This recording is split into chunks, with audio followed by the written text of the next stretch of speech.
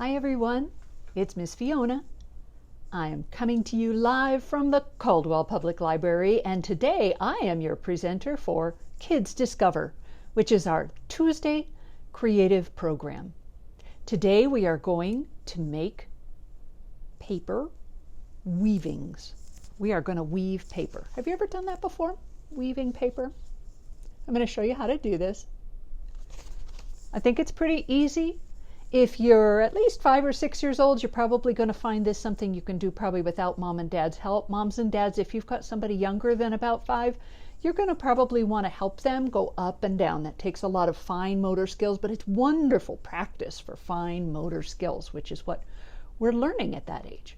One of the things we're learning. All right, so let's get started.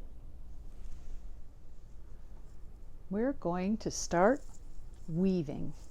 Here's what you're going to need. You're going to need some paper.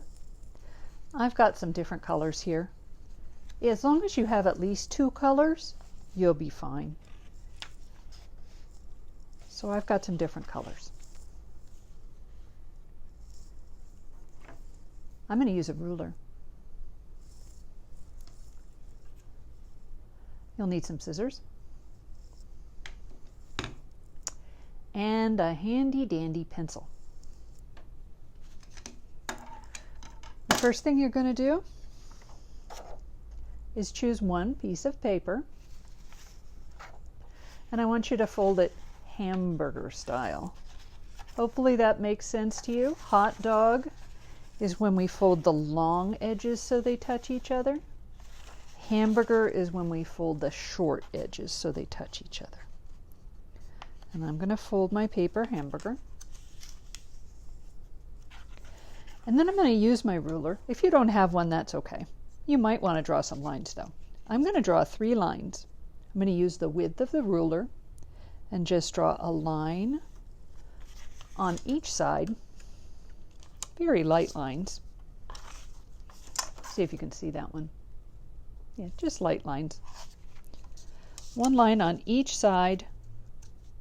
You don't need a line on the side where your fold is, but you need a line on the other edge. So your lines go on 3 edges. And here's what you're going to use those for. There's a line here, there's a line here, and a line here. It's about 2 fingers away from the edge, and that's as far as you want to cut. You don't want to cut all the way to the edge of your paper. This is my fold. All right, so here's the fold. And I'm going to just cut straight lines, and I'm going to start at my ruler, mark, and I'm only going to cut to about 2 fingers from the edge. And then I'm just going to go over. You can use your ruler and you can mark all the places you want to cut so you have straight marks to cut. I'm just going to guess. If they're not perfectly straight, that's fine. You can on purpose make them wavy too. That'll make an interesting, different kind of weaving. So I'm just cutting these different lines right across my paper. And again, you always want to stop before you get close to the edge.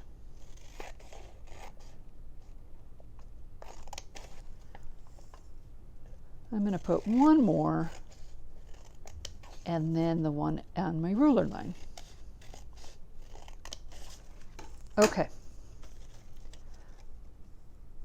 So see how I left space there at the end. Now I'm going to open out my paper. And all that did was just make it easy for me to cut right through the middle of the paper and leave the edges uncut. I'm going to put that paper aside. I need to choose another color. I'm going to use yellow this time. And my yellow strips need to be at least as long as my background paper. So they need to be at least that long. So I'm going to fold my paper the other way this time. I'm going to fold it hamburger. Oops, I said hamburger. What did I mean? I meant hot dog. You're right. And then I'm going to cut these strips. They can be as wide or as narrow as you want. You can have some wide ones and some narrow ones. That's part of being an artist. You get to choose.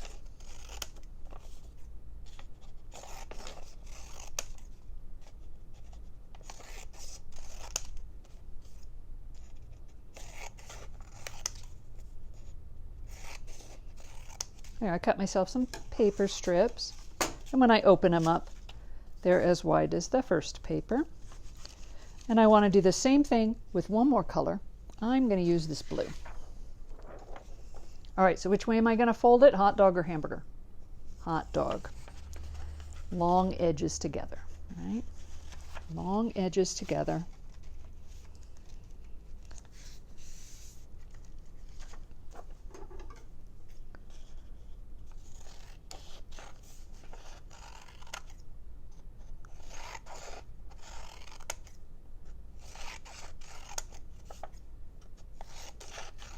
If your papers aren't all the same width, that's totally fine.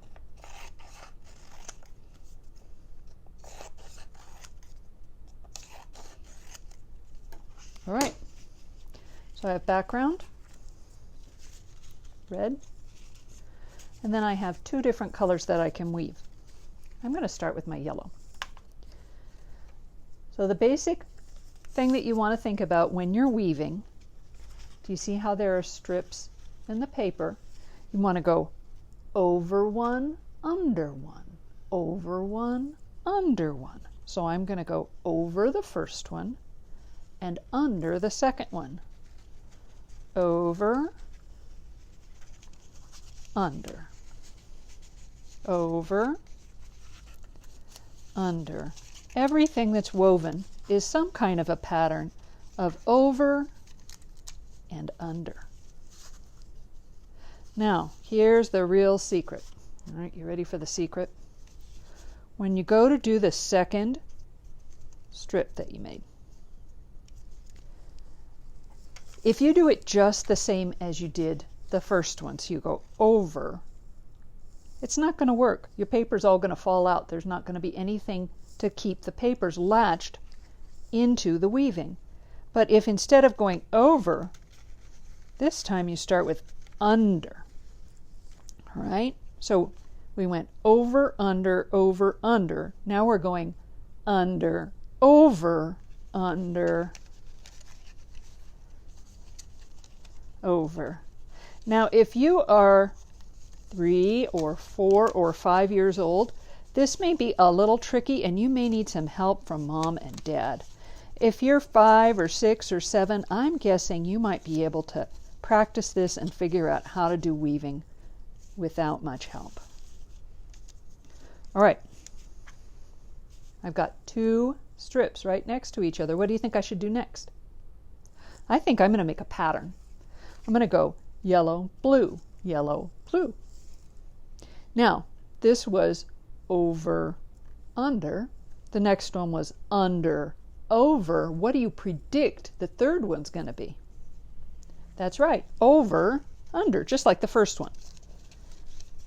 No matter what color you pick, you want to go back and forth between over, under, and under, over. And if you get all the way to the end of the paper strip and you realize you goofed up, you did it the same as the last one, just pull it out and do it again. It's okay.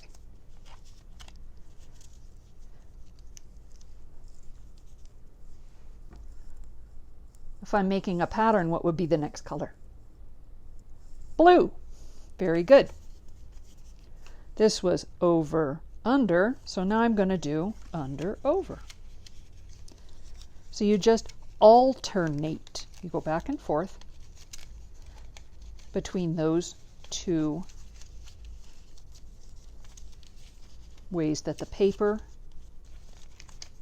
strip interacts with the paper background. Should we keep going? Let's do a couple more. So now I'm over, under again, just like the first one.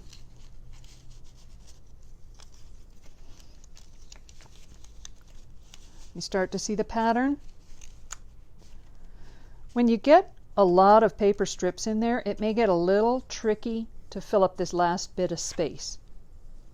Don't worry too much about it. You can either spread these further apart, you can push these really closely together, or you can just cut one of these skinny if you want to, if you really want to fill up the space, or don't worry about filling up the space.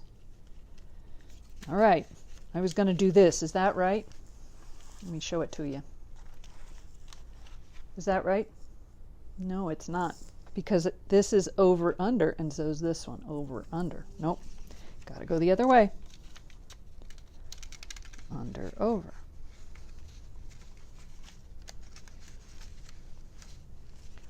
Under, over. Now, what do you suppose you could do with a paper like this when you've made your fancy design? I like using weaving for placemats. Makes really nice placemats. Parents, if you want to make it last a little longer, have you ever seen clear contact paper? Contact paper is that sticky paper. It's kind of like a sticker on one side. You could use that and cover the whole mat with clear, and then it'll last a little longer. It won't last forever. I'm going to cut this just a little narrower so I can squeeze it in there. My space isn't quite wide enough. I think this is going to fit better.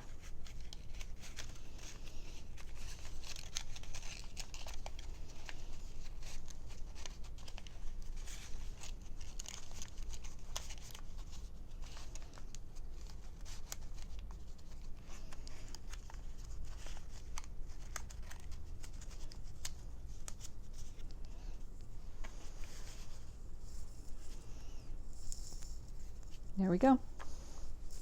That's a very simple way to do paper weaving. So what did we need? We needed different colors of paper. You could use construction paper. You could just use copier paper. You could use any kind of paper. You could even use funny papers. You can use a newspaper for weaving. Nobody says you can't. Here's one I did where the strips aren't all the same width. These are wider. These are narrower.